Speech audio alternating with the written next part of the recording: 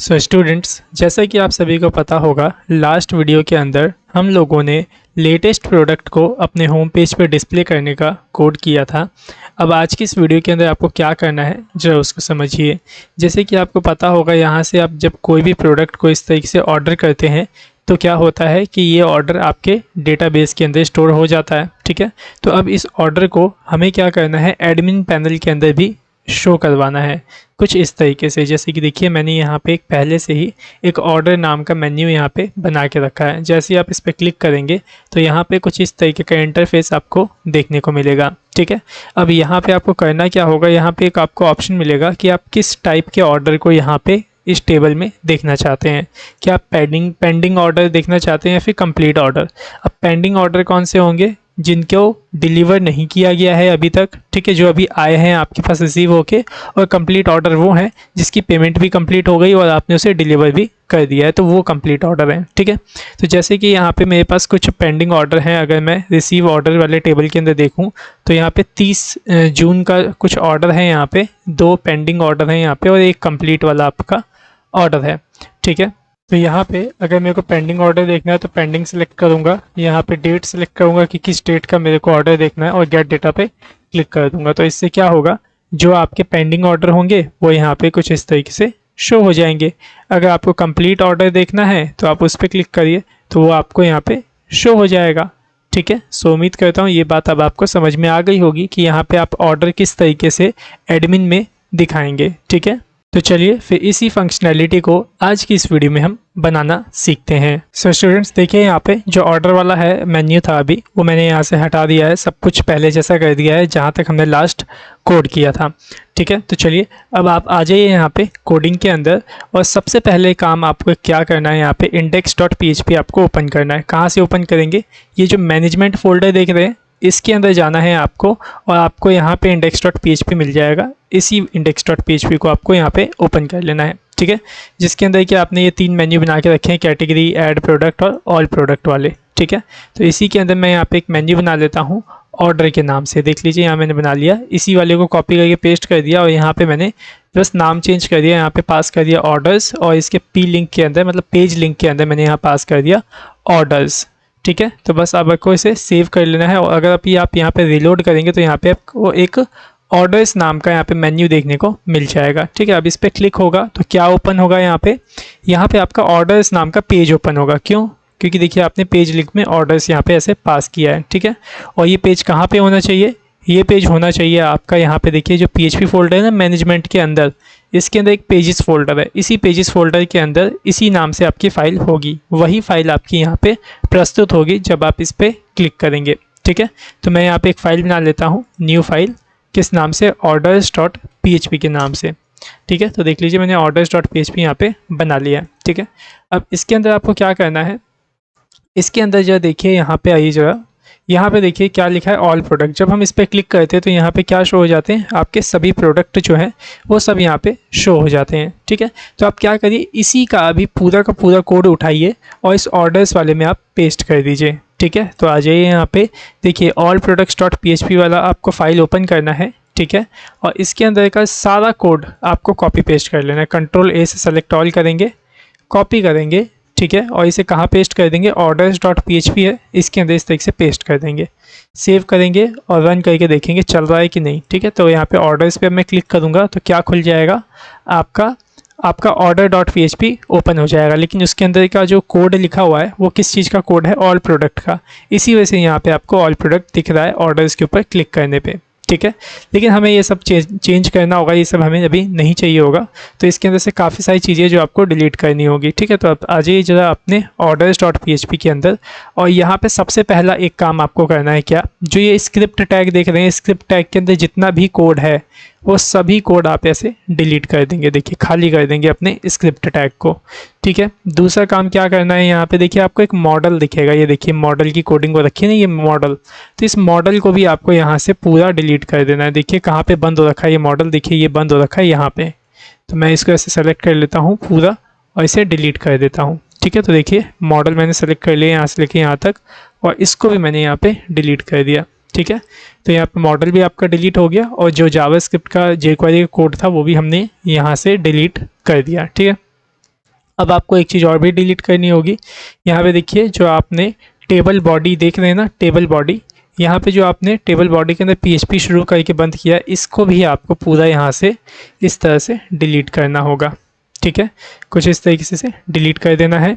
Then इतना ही आपको करना है। अभी सेव करके जो रन करिए, ऑर्डर्स पे क्लिक करिए, तो अब आपको यहाँ पे कुछ भी नहीं दिखाई देगा, बस ये जो हेडिंग्स हैं टेबल की यही दिखाई देगी। ठीक है, इस हेडिंग्स को भी आपको यहाँ पे चेंज करना होगा। यहाँ पे हमें इन नाम से कॉलम्स नहीं चाहिए, यहाँ पे हमें अलग नाम से कॉलम चाहिए होगा। तो वो आप कैसे करेंगे, ये देखिए यहाँ पे लिखा है ना THID, product pic, product name, product quantity, amount, edit और डिलीट। ठीक है, तो आप क्या करिए, इन सब को चेंज कर दीजिए और यहाँ पे आप इस नाम से कुछ कॉलम बनाइए। ठीक है, देखिए क्या क्या आपको बनाने हैं, देखिए मैंने यहाँ पे बना लिए हैं। वैसे देखिए पहला होगा आपका ऑर्डर आईडी के नाम से कॉलम। ठीक है, फिर दूसरा प्रोडक्ट पिक, फिर तीसरा होगा प्रोडक्ट नेम से, फिर चौथा प्रोडक्ट क्वांटिटी, फिर product amount, customer name, mobile number, address, payment status और ऑर्डर स्टेटस। ठीक है, तो इन नाम से आपको यहाँ पे कॉलम बनाने, और ये कितने कॉलम आपके टोटल हो जाएंगे, देखिए 1 2 3 4 5 6 7 8 9 10, मतलब यहाँ पे आपको पूरे 10 कॉलम देख लीजिए यहाँ पे इस तरीके से बनाने हैं इसी नाम से। अभी आप इसे सेव कर लीजिए और इसे रन करके टेस्ट करिए, देखिएगा अब यहाँ पे कैसा दिखाई देता है। देखिए मैंने रन किया, आ गया यहाँ पे order ID, product pic, product name, मतलब जो भी सारे कॉलम्स हमने अभी बनाए थे वो सारे के सारे यहाँ पे आपको देखने को मिल रहे हैं। ठीक है, सो अब हमें यहाँ पे क्या करना है, अब हमें इसके ऊपर ना एक फॉर्म बनाना होगा, जिससे कि हम यहाँ पे क्या कर पाएँ, अपना जो प्रोडक्ट है, जिस टाइप का हमें प्रोडक्ट चाहिए वो यहाँ पे हम ऑर्डर देख सकें। ठीक है, जिस टाइप का ऑर्डर देखना है वो देख सकें, जैसे कि अगर आपको पेंडिंग ऑर्डर देखने हैं, किस डेट का ऑर्डर देखना है, तो वो देख सके। इस वजह से हमें ऊपर अभी एक फॉर्म बनाना होगा। तो वो आप कैसे बनाएंगे, जरा देखिए सिंपल आप क्या करिए, देखिए रो है ना, इस रो के ठीक पहले आप एक और रो बनाइए। ठीक है, यहाँ मैं बना देता हूँ div डॉट रो, कुछ इस तरीके से। इसके अंदर आपको एक ही कॉलम बनाना है। ठीक है, तो मैं यहाँ पे बना देता हूँ div डॉट कोल -md-12। ठीक है, तो यहाँ मैंने एक कॉलम इस तरीके से बना लिया। इसके अंदर फिर से आपको एक div बनाना होगा और इसके अंदर आपको क्लास सेट करनी होगी बॉक्स के नाम से। ठीक है, तो मैंने यहाँ पे बॉक्स इस तरीके से पास कर दिया। ठीक है, और बॉक्स का जो b है वो स्मॉल रहेगा।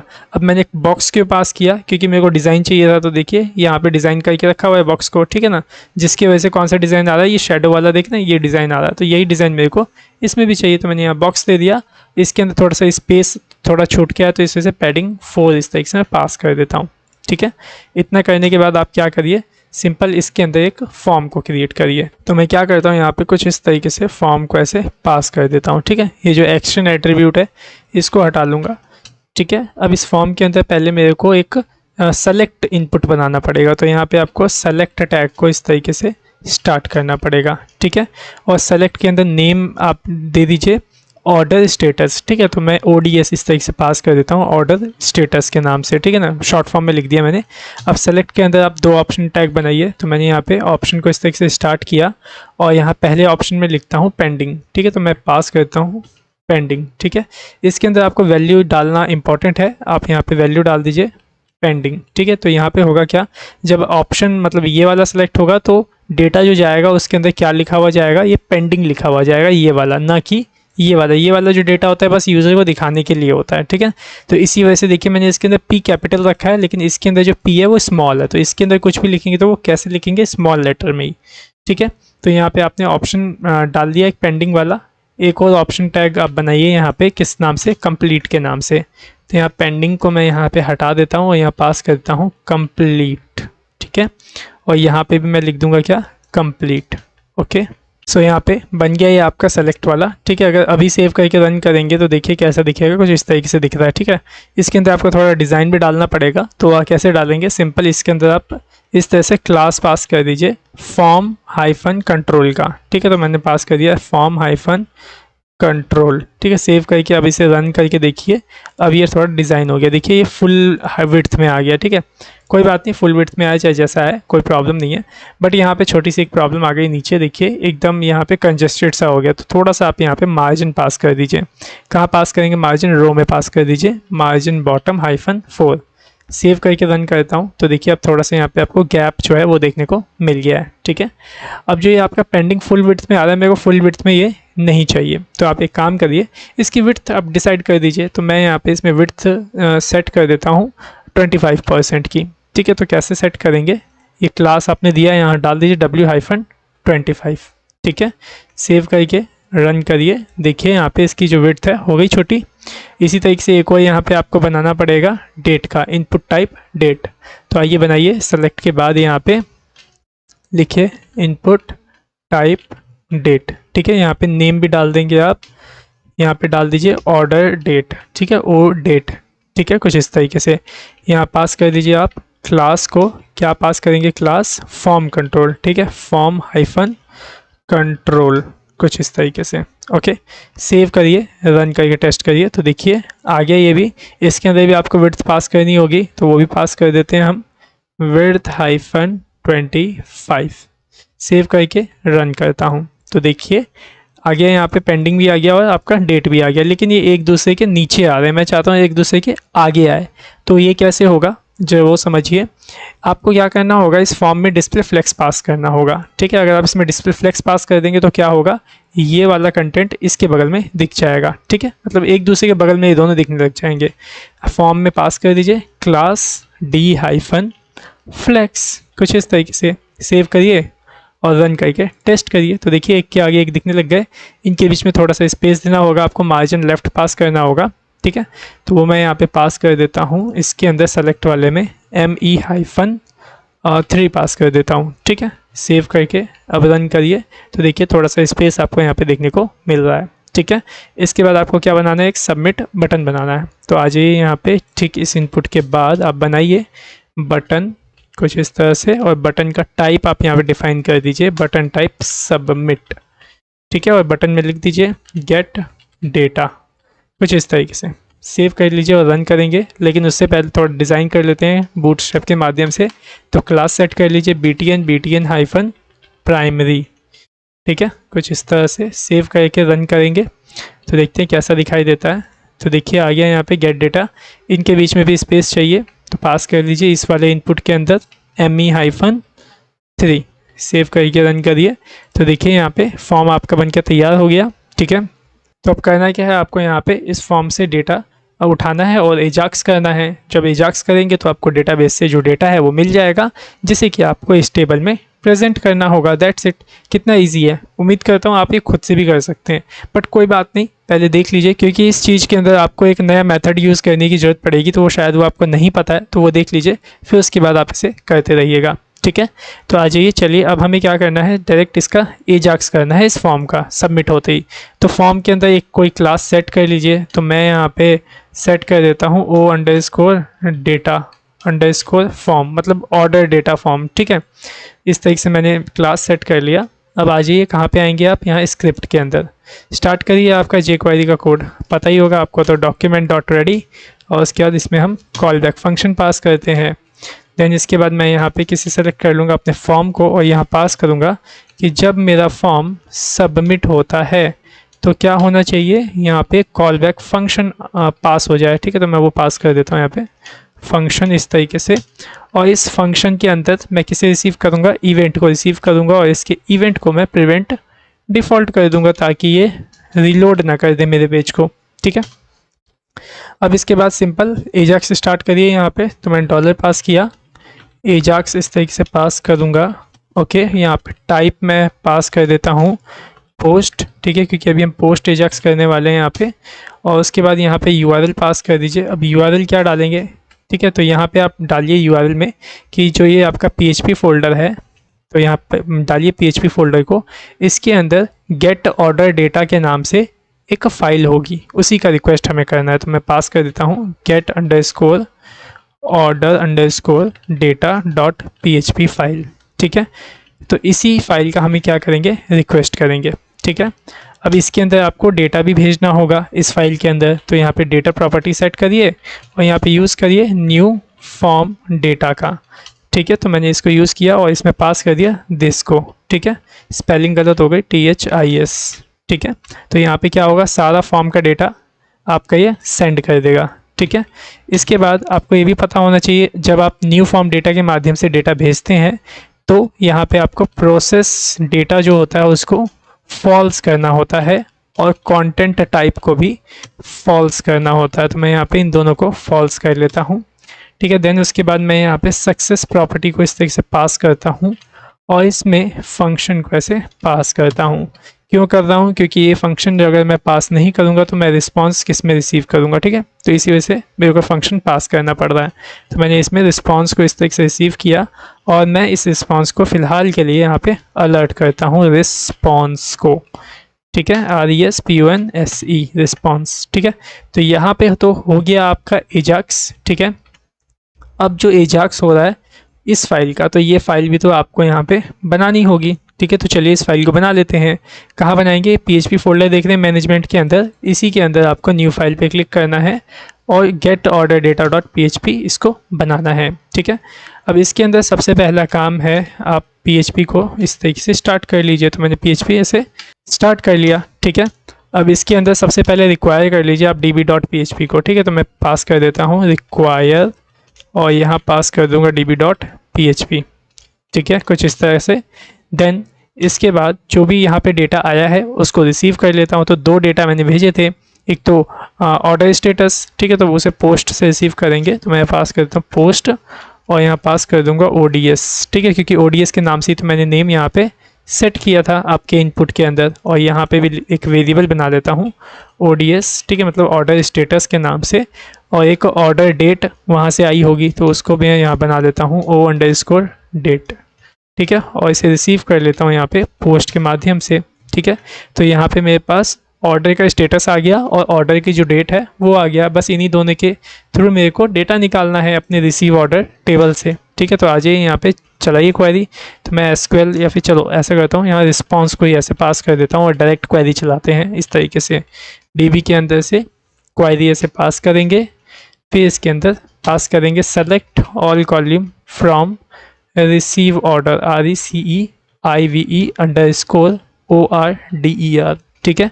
तो इसी नाम से हमारा टेबल है जिसके अंदर हमने सारे ऑर्डर की जो डिटेल्स है वो स्टोर करके रखी हुई है। तो हम क्या कर रहे हैं, इसी टेबल के अंदर से डेटा निकाल रहे हैं। अब कौन सा डेटा निकाल रहे हैं वो यहाँ डिफाइन करिए, वेयर, ठीक है। वेयर आपको यहाँ डिफाइन करना पड़ेगा और यहाँ पे कॉलम का नाम मुझे देखना होगा एक बार। तो सिंपल मैं यहाँ पे अपने डेटाबेस को ओपन कर लेता हूँ और यहाँ पे देखिए पहला तो आप ये चेक करके निकाल रहे हो कि आपकी ऑर्डर की डेट क्या है। तो यहाँ पे देखिए कॉलम का नाम क्या है, ऑर्डर डेट। तो मैं पास कर देता हूँ where order_date is equals to, किसके बराबर हो आपकी ऑर्डर डेट, इसके बराबर, ओ डेट के बराबर होनी चाहिए। पहली कंडीशन तो ये है यहाँ पे जो कि मैंने पास कर दी, ठीक है। और क्या होना चाहिए साथ ही साथ वो भी आप पास करेंगे, कैसे, एंड को इस तरीके से पास करके, ठीक है। और आपका ऑर्डर स्टेटस क्या होना चाहिए, पेंडिंग होना चाहिए या तो कंप्लीट होना चाहिए। तो जो भी आएगा वो उससे मैच होना चाहिए, तो उसको भी यहाँ पे आप डिफाइन करिए। तो ऑर्डर स्टेटस वाला देखिए कॉलम ये बना हुआ ऑर्डर स्टेटस, तो पास कर देता हूँ मैं यहाँ पे order_status, ठीक है। तो ये हमें लिख दिया ऑर्डर स्टेटस किसके बराबर आपका होना चाहिए, जो इसके अंदर आया होगा ODS के अंदर, तो वो मैंने पास कर दिया, ठीक है। तो यहाँ पे एक तरीके से मैं क्या कर रहा हूँ, एक डेटा ऐसा निकाल रहा हूँ जो कि इस दिए गए डेटा से आपका मैच करता हो। जैसे कि यहाँ पे हम रिसीव ऑर्डर से कौन से डेटा निकाल रहे हैं, जहाँ पे ऑर्डर डेट ये वाली हो और जहाँ पे ऑर्डर स्टेटस ये वाला हो। अब इसमें पेंडिंग भी आ सकता है, कंप्लीट भी आ सकता है, तो यूज़र के ऊपर डिपेंड करता है कि वो इसके अंदर क्या भेज रहा है। बाकी यूज़र जो भी यहाँ पे डेटा भेजता है इसके अकॉर्डिंगली ये आपका डेटाबेस में से डेटा निकाल के आपको रिस्पांस यहाँ पे दे देगा। बस अब आपको क्या करना है, इस रिस्पांस को फैच एसोस करके जो भी डेटा इसने भेजा है, मतलब दिया है हमें, उसको उस पेज में भेजना होगा सारे डेटा को। तो चलिए यहाँ पे करते हैं। यहाँ पे मैं आपको एक बात बता दूं, यहाँ पे सिर्फ एक डेटा नहीं निकलेगा। जैसे कि यहाँ पे आप एक डेट सेलेक्ट कर लेते हैं, जैसे कि 3 तारीख का, ठीक है। तो 3 तारीख में जरूरी थोड़ी ना कि एक ही ऑर्डर आया हो, बहुत सारे ऑर्डर आए हो सकते हैं। तो यहाँ पे डेटा एक नहीं आएगा, बहुत सारे डेटा आएंगे। तो इस केस में आपको यहाँ पे लूप चलाना होगा। तो मैं यहाँ पे वाइल को इस तरीके से पास करता हूँ और इसी के अंदर ऐसा करता हूँ एक डेटा वेरिएबल बनाता हूँ और इसी में रिस्पॉन्स को ऐसे पास करके इसी में फेच एसोस को इस तरह से पास कर देता हूँ, ठीक है, कुछ इस तरीके से। अभी मैंने आपको बहुत बताया यहाँ पे कि हमें जो डेटा यहाँ से भेजना है वो एक डेटा नहीं भेजना है, हमें सारा डेटा भेजना है। तो यहाँ इसी वजह से हमने यहाँ पे लूप चलाया ताकि हम सारा डेटा निकाल सके। लेकिन यहाँ पे दिक्कत ये है कि इस डेटा के वेरिएबल में कैसे कैसे आपका डेटा आएगा, एक एक करके आएगा। पहले एक बार लूप चलेगा तो एक डेटा इसके अंदर आएगा, फिर दूसरी बार लूप चलेगा फिर इसके अंदर डेटा आएगा, ठीक है, और पहले वाला चला जाएगा। याद रखिएगा एक एक करके इसके अंदर डेटा आएगा, ठीक है। तो आपको क्या करना होगा, एक एक करके आप वहाँ भेजोगे तो एक एक करके आपका वहाँ डेटा नहीं जाएगा, ठीक है।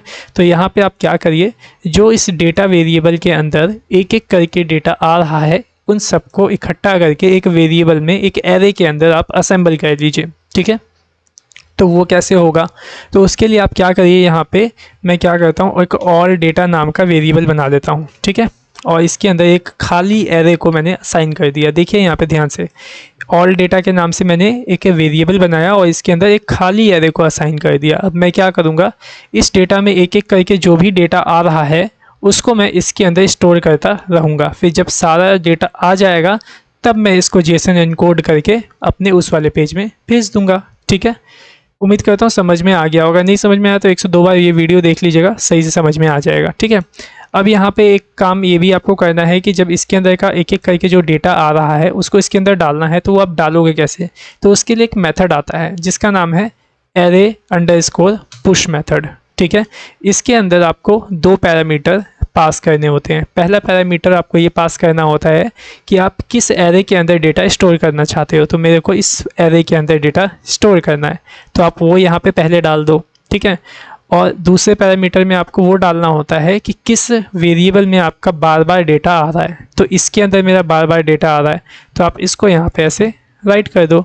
तो यहाँ पे array_push क्या करेगा, इसमें जो बार बार डेटा आ रहा है इस डेटा को कॉपी करके आपके इस ऑल डेटा एरे के अंदर स्टोर करता जाएगा, ठीक है। तो सारा जो डेटा आएगा वाइल के थ्रू वो इस ऑल डेटा एरे के अंदर आ जाएगा। बस अब हमें क्या करना है, इस ऑल डेटा जो एरे है इसको एनकोड करके भेज देना है। तो आ जाइए यहाँ पे लिखिए JSON_एनकोड मेथड और इसमें पास कर दीजिए ऑल डेटा को, ठीक है।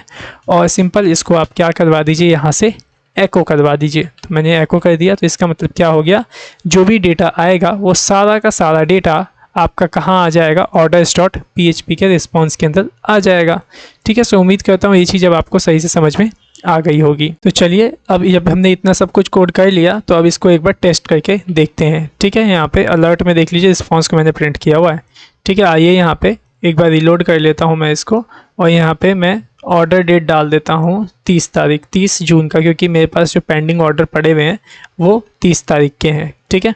गेट डेटा पे क्लिक करता हूँ तो देखिए यहाँ पे क्या आ गया है। तो देखिए यहाँ पे आपके पास वो सारा का सारा डेटा आ गया जो डेटा हमें चाहिए था। देख रहे हैं यहाँ पे सब डेटा आ गया, ठीक है। यहाँ पे आपका ऑब्जेक्ट ऑफ एरे आया है, देख रहे हैं यहाँ पे एक एरे ऐसे स्टार्ट हो रखा है, उसके अंदर एक ऑब्जेक्ट है, ठीक है। तो ये आपका टेक्स्ट के फॉर्म में आया, इस वजह से ऐसा दिखा रहा है। तो आप एक काम करो, इसे JSON.parse कर लो तो सही से ये आपको दिखाएगा, ठीक है। तो मैं इस रिस्पॉन्स को क्या करता हूँ, यहाँ पे पास करता हूँ JSON.parse कुछ इस तरीके से, और इस रिस्पॉन्स को इसके अंदर पास कर देता हूँ, ठीक है।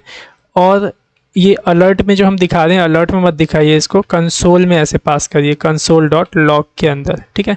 तो ज़्यादा अच्छे से आप इसे रीड आउट कर पाएंगे, ठीक है, जो भी डेटा आएगा। सेव कर लिया, राइट क्लिक करके कंसोल एक बार ओपन कर लेता हूँ यहाँ पे, ठीक है। एक बार रिलोड कर लेता हूँ इसको, और फिर यहाँ पे देखिए मैंने 30 तारीख चूज़ की, ओके एक कर लिया मैंने, तो 30 तारीख हमें चूज़ करनी है, तो ये 30 तारीख चूज़ कर ली। गेट डेटा पे क्लिक करता हूँ तो देखिए यहाँ पे आपके दो ऑब्जेक्ट आए हैं एक एरे के अंदर, ये देखिए 2 लिखा है ना। तो देख लीजिए यहाँ पे एरे है, यहाँ पे एक, ठीक है। उस एरे के अंदर आपका 2 ऑब्जेक्ट है।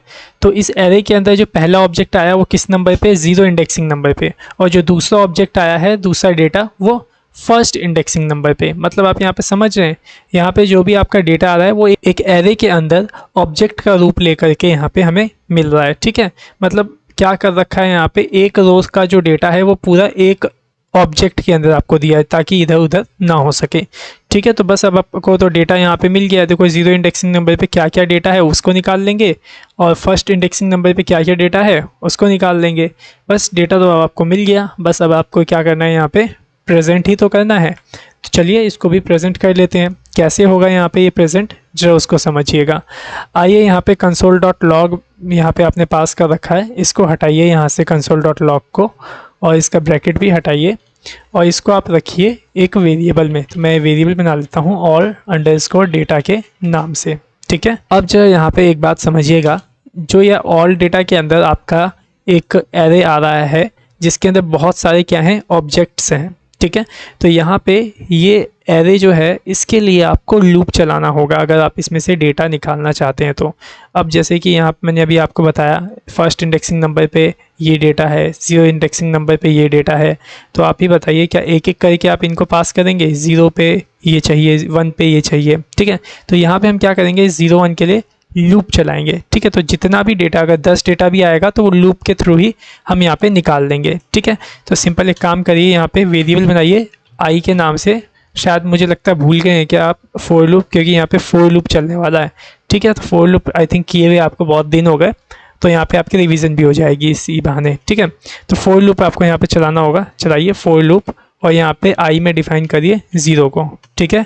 अब ये लूप आपका कब तक चलेगा, तो यहाँ पे ये लूप आपका जब तक चलेगा जितने इस ऑल डेटा के अंदर आपके ऑब्जेक्ट होंगे। तो आपको क्या करना होगा, इसको जानने के लिए ऑल डेटा के अंदर से आपको लेंथ प्रॉपर्टी को एक्सेस करना होगा, जिसकी मदद से आपको ये पता चल जाएगा कि इस एरे के अंदर कितने ऑब्जेक्ट अभी आपके पास मौजूद हैं, ठीक है। तो यहाँ पे पास कर दीजिए आई हमारा लेस देन कहाँ तक चलेगा, आई हमारा less than all underscore data dot length तक चलेगा, ठीक है। सो समझ में आया, आपका लूप कहाँ तक चलेगा, आपका लूप वहाँ तक चलेगा जितने ऑब्जेक्ट इसके अंदर मौजूद होंगे, क्योंकि लेंथ प्रॉपर्टी क्या करती है, आपको निकाल के दे देती है कि इसके अंदर कितने ऑब्जेक्ट हैं, ठीक है। उसके बाद ऐसे टर्मिनेट करो और इस आई में आप प्लस करते जाओ। तो चलिए इस लूप को चलाते हैं अब यहाँ पे सिंपल। अब इस लूप में आपको क्या करना होगा जो वो समझिएगा। यहाँ पे देखिए ऊपर जो भी सारा डेटा था टेबल बॉडी के अंदर था, टी बॉडी के अंदर, तो हम टी बॉडी के अंदर सारे डेटा को अपेंड करने वाले हैं, ठीक है। तो यहाँ पे आप क्या करिए, सेलेक्ट कर लीजिए टी बॉडी को, ठीक है। तो मैंने टी बॉडी को इस तरीके से सेलेक्ट कर लिया और इसमें मैं अपेंड को इस तरीके से पास कर देता हूँ, ठीक है। अब इसके अंदर आप कई तरीके से यहाँ पे डेटा इंसर्ट कर सकते हैं, चाहे तो आप इसी के अंदर टी और टी को स्टार्ट करके डेटा इसमें फीड आउट कर सकते हैं, ठीक है। तो मैं भी अभी वैसे ही करने वाला हूँ। सीधा आपको क्या करना होगा, इस टेबल बॉडी के अंदर आपको पहले रो बनानी होती है टी, तो आप क्या करिए इसके अंदर पहले टी स्टार्ट कर लीजिए इसी तरीके से, देखिए ऐसे टी स्टार्ट और फिर यहाँ पे टी क्लोज, ठीक है। अब इसके अंदर क्या करिए, एक टी को स्टार्ट करिए, देखिए कुछ इस तरीके से मैंने टी स्टार्ट किया और ऐसे क्लोज कर दिया, ठीक है। तो अब जो ये पहला वाला आपका कॉलम बनाया टी वाला, ये किसके लिए जैसे मैंने बनाया, ये मैंने बनाया सिंपल आपके ऑर्डर आईडी के लिए, देख रहे हैं यहाँ पे इसके लिए। तो सिंपल अब इसी के अंदर आपको कंकैटिनेट करना होगा किसको, इस ऑल डेटा को, क्योंकि सारा डेटा तो इसमें आया हुआ है। तो एक काम करो, इसे ऐसे कंकैटिनेट कर लो, ठीक है, और यहाँ पास करो ऐसे ऑल डेटा, ठीक है। उसके बाद ये ऑल डेटा क्या है, एक एरे है, ठीक है। और जो डेटा कैसे आपका इंसर्ट हो रखा है इंडेक्सिंग नंबर पे, तो यहाँ पे आप आई को पास कर दो, ठीक है, कुछ इस तरीके से। तो आई में पहले क्या है, 0 है, तो यहाँ पे क्या होगा, 0 इंडेक्सिंग नंबर के अंदर जो डेटा होगा वो आ जाएगा, फिर दोबारा लूप चलेगा तो 1 इंडेक्सिंग नंबर पे जो होगा वो डेटा आ जाएगा, ठीक है। तो यहाँ पे हमें इंडेक्सिंग नंबर तो मिल गया, लेकिन उस इंडेक्सिंग नंबर पे क्या स्टोर हो रखा है आपका, इस इंडेक्सिंग नंबर पे आपका ये देखिए ऑब्जेक्ट यहाँ पे स्टोर हो रखा है। अब इस ऑब्जेक्ट के अंदर से आपको कौन सा डेटा चाहिए, तो मेरे को आईडी चाहिए, ठीक है। तो मैं वहाँ पे आईडी को एक्सेस कर लूँगा इसके अंदर, देखिए यहाँ पे आई के बाद यहाँ डॉट दूंगा और यहाँ आईडी पास कर दूंगा, ठीक है।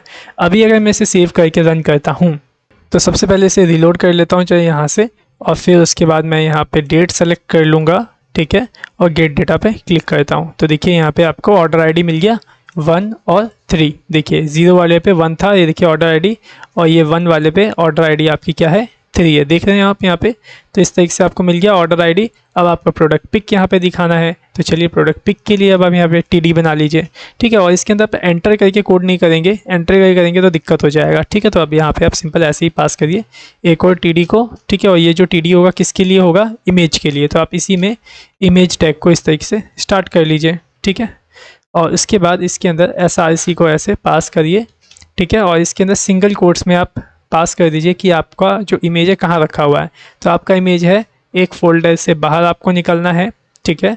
उसके बाद आपको मिल जाएगा प्रोडक्ट अंडरस्कोर पिक, तो मैं पास कर देता हूँ प्रोडक्ट अंडरस्कोर पिक को, ठीक है। अब जब प्रोडक्ट पिक के अंदर चले जाएंगे हम लोग, तो इसके अंदर आपको क्या मिलेगा, आपका पिक मिलेगा। तो पिक का नाम तो आपको यहाँ पे देना होगा, तो यहाँ पे आप सिंपल डुअल कोट्स स्टार्ट करिए और यहाँ पे पिक के नेम को कंकैटिनेट कर दीजिए। तो मैंने क्या किया, ऑल डेटा पास किया, यहाँ पे आई को पास कर देता हूँ, और आपको ऑब्जेक्ट में से कौन सा डेटा चाहिए, ऑब्जेक्ट में से हमें चाहिए पिक नेम, ये देखिए है ना, P_ पिक, ठीक है, यही है आपका फ़ोटो का नाम। तो मैं यहाँ पास कर देता हूँ P_ पिक को, ठीक है। और साथ ही साथ इसके अंदर आपको विड्थ भी सेट करना होगा, तो मैं यहाँ पे विड्थ सेट कर देता हूँ ताकि जो इमेज है वो बड़ी ना आए। तो मैं यहाँ पे विड्थ पास कर दूंगा 100 का। सेव करता हूँ और रन करके टेस्ट करता हूँ, ठीक है। रिलोड कर लेना एक बार पहले, और उसके बाद मैं यहाँ पे इसको सिलेक्ट करता हूँ 30 तारीख, गेट डेटा पे क्लिक करता हूँ। तो देखिए यहाँ पे ऑर्डर आईडी भी आ गया और प्रोडक्ट पिक भी आ गया, ठीक है। इसी तरीके से मैं क्या करता हूँ, इन सभी डेटा को यहाँ पे निकाल देता हूँ, ठीक है। तो यहाँ पे देखिए अब आपको क्या निकालना है, प्रोडक्ट नेम। तो प्रोडक्ट नेम के लिए देखिए पी नेम है, फिर क्वांटिटी के लिए PQTY है, और फिर आपका प्रोडक्ट अमाउंट के लिए P_अमाउंट है। तो चलिए पहले इन तीनों को निकाल लेते हैं, ठीक है। याद रखिएगा प्रोडक्ट नेम, क्वांटिटी, अमाउंट, ठीक है। तो आइए यहाँ पे ये वाला TD देखिए यहाँ बंद हो रखा है, फिर से एक और TD यहाँ पे ऐसे स्टार्ट कर लीजिए और इसको ऐसे बंद कर लीजिए, ठीक है। और यहाँ पे देख लीजिए मैं एंटर करके काम नहीं कर रहा हूँ, ठीक है। ये ऑटोमेटिकली लाइन ब्रेक होके ऑटोमेटिकली आया है, ठीक है। अब बस इसके अंदर आप कंकैटिनेट कर लीजिए किसको, ऑल डेटा को। तो मैंने पास कर दिया ऑल डेटा, और इसके अंदर आई वेरिएबल को ऐसे पास कर देता हूँ, और इसके अंदर से निकाल देता हूँ P_नेम को, ठीक है, मतलब प्रोडक्ट नेम। और मैं क्या करता हूँ ना, बार बार लिखना पड़ेगा, इससे बढ़िया इस पूरे TD को ऐसे कॉपी कर लेता हूँ और इसके अंदर पेस्ट कर करके अपना बस नाम चेंज कर दूंगा। यहाँ से P नेम की जगह अब कर दूंगा QTY, क्वांटिटी, ठीक है। फिर से यहाँ मैं पेस्ट कर देता हूँ, और फिर यहाँ पे P नेम है तो यहाँ नेम को हटाता हूँ और यहाँ अमाउंट कर देता हूँ, ठीक है। सेव करके रन करता हूँ, देखता हूँ कि यहाँ तक अभी आ रहा है डेटा कि नहीं, ठीक है। तो आइए 30 तारीख सेलेक्ट की, पेंडिंग यहाँ सेलेक्ट है, गेट डेटा क्लिक करता हूँ। तो देखिए प्रोडक्ट अमाउंट तक यहाँ पे मेरे पास डेटा आ गया। अब क्या क्या निकालना है, customer name, mobile number, address. तो देखिए कस्टमर नेम, कस्टमर मोबाइल ये रहा देखिए इधर, ठीक है। फिर कस्टमर का ईमेल भी है, कस्टमर का एड्रेस भी है। तो हमें ईमेल तो नहीं चाहिए, हमें चाहिए कस्टमर का नेम, मोबाइल और एड्रेस, ठीक है। तो ये तीन चीज़ फिर से निकालते हैं, चलिए आइए। तो इसी में आप क्या करिए, वही पेस्ट कर लीजिए इस तरीके से TD को, और यहाँ पे P नेम की जगह हम क्या लिख देंगे, कस्टमर नेम, C_नेम, ठीक है। C नेम ही था ना आपका, हाँ C नेम था, फिर C मोबाइल है। अब मोबाइल क्योंकि निकालना है, तो मैं क्या करता हूँ, इसको कॉपी कर लेता हूँ यहाँ पे, और इसी के बाद ऐसे पेस्ट कर दूंगा, एक और TD बन जाएगा। बस C नेम की जगह मैं लिख दूंगा यहाँ पे मोबाइल, ठीक है, कुछ इस तरीके से। फिर उसके बाद हमें एड्रेस चाहिए, तो यहाँ पे C नेम को हटा दूंगा और यहाँ लिख दूंगा एड्रेस, ठीक है। मतलब यहाँ कॉपी पेस्ट कर रहा हूँ और बस यहाँ पे जो आपका प्रॉपर्टी का नेम है वो चेंज कर रहा हूँ। तो एड्रेस तक हो गया। इसके बाद क्या है आपका यहाँ पे पेमेंट स्टेटस और ऑर्डर स्टेटस। तो देखिए पेमेंट स्टेटस पूरा लिखा हुआ है और ऑर्डर स्टेटस भी पूरा लिखा हुआ है, तो उसको भी यहाँ बना लेते हैं। तो यहाँ मैंने TD बना लिया आपके पेमेंट स्टेटस के लिए। तो यहाँ पे मैं इसका नाम चेंज कर देता हूँ, PAYMENT, पेमेंट_स्टेटस ऐसे पास कर दिया, ठीक है। और फिर एक और बना लेते हैं लास्ट कॉलम आपका ऑर्डर स्टेटस के लिए। तो बस यहाँ पे हटाया मैंने, लिखा OR आएगा ना, ORDER, ऑर्डर_स्टेटस, ठीक है। सेव कर लीजिए और अब इसे आप रन करके टेस्ट करिए, एकदम परफेक्ट जो है ये अब आपका काम करने वाला है, ठीक है। सेव कर लेता हूँ, इसको कर देता हूँ कट, रिलोड करता हूँ इसको, यहाँ पे पास करता हूँ डेट, मैं पास कर देता हूँ 30 तारीख की डेट क्योंकि पेंडिंग स्टेटस है, ठीक है। पेंडिंग रखता हूँ, गेट डेटा पे क्लिक करता हूँ। तो देखिए सारा का सारा जो डिटेल्स है वो आपको यहाँ पे देखने को मिल रहा होगा, ठीक है। अगर मेरे को पेंडिंग हटा करके कंप्लीट चेक करना है 30 तारीख का, तो गेट डेटा क्लिक करूँगा। तो देखिए कंप्लीट वाला जो ऑर्डर है वो आपको यहाँ पे देखने को मिलेगा, ठीक है। लेकिन यहाँ पे एक दिक्कत आई है कि पुराना वाला डेटा वैसे का वैसा रह गया है, लेकिन और नया आ गया है, ठीक है। मतलब पहला वाला डेटा आपका हटा नहीं, पहला वाला डेटा हट जाना चाहिए था जब हम कंप्लीट वाला गेट डेटा कर रहे हैं, तो ठीक है। अभी ऐसा क्यों नहीं हुआ वो मैं बताता हूँ। क्योंकि यहाँ पे हम डेटा को क्या कर रहे हैं, अपेंड कर रहे हैं। अपेंड करने का मतलब ये है कि पहला वाला डेटा रह जाता है और फिर उसके आगे दूसरा डेटा आपका अपेंड होता रहता है। तो इसको हम सॉल्व करेंगे। कैसे सॉल्व होगा, देखिए हम कहाँ डेटा अपेंड कर रहे हैं, T बॉडी में। तो आप एक काम करिए ना, यहाँ पे फॉर्म सबमिट करवाते वक्त आप इस T बॉडी को खाली कर दीजिए। तो मैं यहाँ पे HTML पास कर देता हूँ और इसे ऐसे खाली कर देता हूँ, ठीक है। अब टेस्टिंग करते हैं, आइए पेंडिंग वाला पहले चेक करता हूँ। यहाँ पे देखिए 30 तारीख का आ गया डेटा। अब कंप्लीट वाला डेटा चेक करता हूँ, तो देखिए वो चला गया और ये वाला डेटा आ गया, ठीक है। और यहाँ पे जो कंप्लीट आया ये क्या है, कंप्लीट है, ऑर्डर स्टेटस कंप्लीट है, पेमेंट स्टेटस तो पेंडिंग ही है, ठीक है। अब ये यहाँ पे पेमेंट स्टेटस पेंडिंग क्यों शो कर रहा है, क्योंकि मैं आपको बताता हूँ। पिछली वीडियोस के अंदर मैंने आपको यहाँ पे इस चीज़ को दिखाने के लिए शायद यहाँ पे माय ऑर्डर्स पे जाता हूँ, तो यहाँ पे कंप्लीट ऑर्डर दिखाने के लिए मैंने सिर्फ इसको यहाँ से डायरेक्ट कंप्लीट लिख दिया था। इसका जो पेमेंट स्टेटस है इसको कंप्लीटेड नहीं किया था। ठीक है, तो सिंपल मैं क्या करूँगा, इसको यहाँ से भी मैं कंप्लीटेड कर दूँगा, क्योंकि बिना पेमेंट स्टेटस कंप्लीटेड किए आप ऑर्डर स्टेटस कंप्लीट इसमें नहीं कर सकते हैं। ये बात याद रखिए, वो तो हमने डेटाबेस से डायरेक्ट चेंज कर दिया, तो यहाँ पे आपको ऐसा दिख रहा होगा। ठीक है, फिलहाल मैं क्या करूँ, जैसे ये कंप्लीटेड हो रखा है ना, ऐसे इसको भी मैं यहाँ पे कंप्लीटेड ऐसे कर देता हूँ ताकि समझने में इजी रहे। ठीक है, तो यहाँ पे अब क्या होगा, जैसे ही अगर मैं गेट डेटा करता हूँ तो देखिए payment status completed, order status completed, मतलब कि इस कंप्लीटेड के अंदर आपका क्या आएगा, जिसका पेमेंट स्टेटस भी कंप्लीट होगा और ऑर्डर स्टेटस भी कंप्लीट होगा। ठीक है, सो उम्मीद करता हूँ ये बात आपको समझ में आ गई होगी। और एक चीज़ ये बात याद रखिएगा, ऑर्डर स्टेटस आपका तभी कंप्लीट आप करिएगा जब पेमेंट स्टेटस कंप्लीट होगा।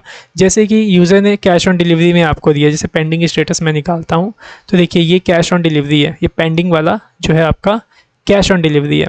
तो आप क्या करिए, देखिए दोनों में पेंडिंग हो रखा है, पेमेंट स्टेटस भी पेंडिंग है, ऑर्डर स्टेटस भी आपका यहाँ पे पेंडिंग हो रखा है। तो यहाँ पे जो आपका एडमिन वाला जो मेन मालिक है वो क्या करेगा, ये ऑर्डर जो है कैश ऑन डिलीवरी में है तो डिलीवर कर देगा। जब कैश उसके पास आएगा, जब उसके पास कैश आएगा और उसका आइटम जो है वो डिलीवर हो जाएगा, तो इन दोनों को वो चेंज कर पाएगा।